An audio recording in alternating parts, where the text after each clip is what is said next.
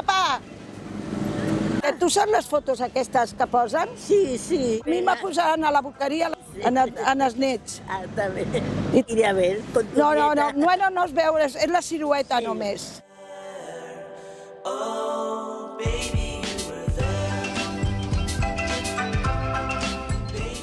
Yo he hecho en Impulsem curso de pastelería, curso de serigrafía y ahora curso de luces de Navidades. Primero hay fotos de personas y nuestro motivo de este año es que los abuelos y nietos pintamos una figura y después la papel ponemos en valla y después con manguera y con bridas conseguido las figuras.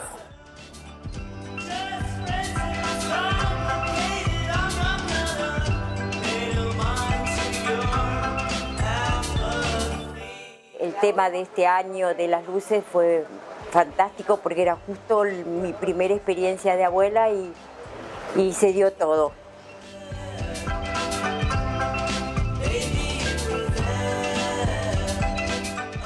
Con los vecinos que tenemos también dialogamos, hablamos, ya nos conocen, somos los argentinos y vienen a comer nuestras comidas o a tomarse un café, o poder hablar y estar ahí rodeado de gente también de otras culturas y nos prestan la escalera, nos prestan una escoba, increíble.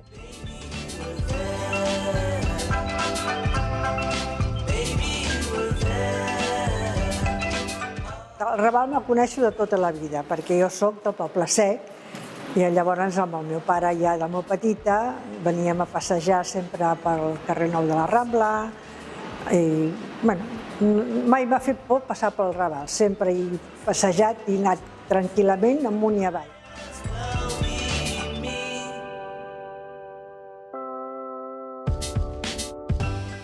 Yo estoy un enamorado del Raval. O sea, yo para mí el Raval es la concentración de espíritu de Barcelona, el espíritu de Cataluña. Aquí en el Raval hay humanidad, está todo.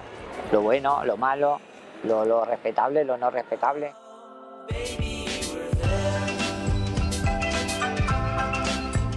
Kilómetro cero me parece que se debería exportar desde ya. Está súper bien que sean eso, pues fotos de los vecinos, no sé, interesantísimo. Me siento como un poco afortunado de participar de todo esto.